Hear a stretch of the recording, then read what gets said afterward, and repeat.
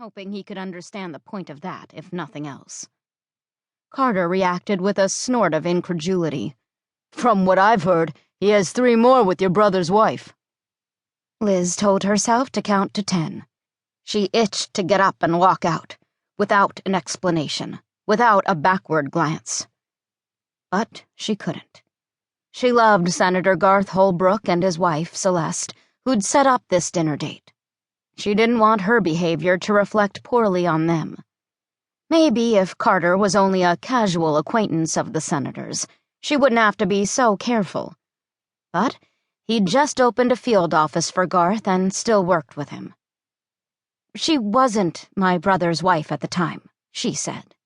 "No, you were both married to Keith." The waitress approached, carrying 2 plates, and Liz sat back in relief. But the arrival of their food didn't distract Carter.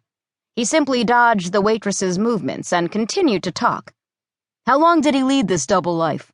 Wasn't it close to 8 years? Liz couldn't imagine Senator Holbrook sharing such information with someone she didn't know. Not when his daughter Renee had suffered because of Keith, too. "Who told you about it?" "Everyone who gets the chance," he responded, adjusting the napkin on his lap. "You're talking about Keith, aren't you?" the waitress said. Liz had met this woman at the salon when she was getting her hair cut, and had seen her around town several times since.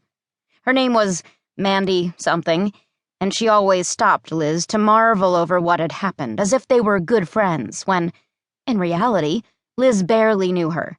"What an incredible story," she went on, before Liz or Carter could respond. "That he was able to maintain 2 separate families without giving himself away is amazing. I still can't believe he didn't go to jail for what he did." "The state has too many violent criminals to spend money prosecuting someone like Keith. He didn't marry me to commit fraud, and he's always taking care of his children." "Still, it's amazing." "Yes, it is," Carter said dryly. Liz ground her teeth.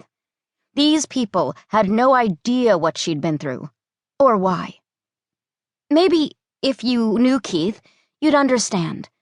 He was gone half the time because of his job. I had no reason to suspect him of being unfaithful." Carter drew forward in his seat. "Unfaithful? He had a whole other family." "He wouldn't strike you as the type of person to do what he did." "You were living with him," he pointed out. The waitress, who'd been struggling to light a candle on the table, finally managed to succeed. "Yeah, but she and Rainey were 2 states apart. Otherwise, they probably would have found out sooner." She put her lighter back into the pocket of her burgundy apron and smiled engagingly at Carter. "By the way, I love your accent." Liz had no patience left and ran over Carter's polite acknowledgement as she tried to make her point. "Keith has a strong sense of responsibility. That's partly what got him into trouble." The waitress toyed with the salt and pepper shakers in a rather obvious attempt to stick around. But when Liz leveled her with a meaningful look, she finally seemed to realize she had no business there. "I'll check back in a few," she said, belatedly snapping into work mode. "Thank you," Liz said, and picked up her fork. Mandy hurried off, and Carter cut into a steak.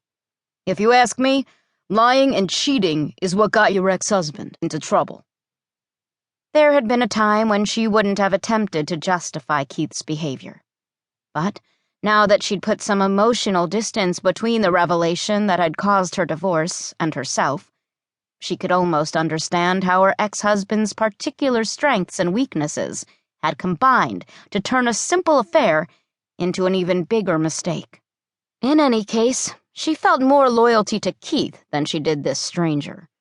Had Keith not married her, Micah wouldn't have had the family she'd known for the first 8 years of her life, and Christopher never would have been born. How can I blame Keith for loving Renee when my own brother couldn't resist her? Your brother married her almost as soon as she was divorced from Keith, right? She bit back a sigh. Right. So you came first? Carter asked.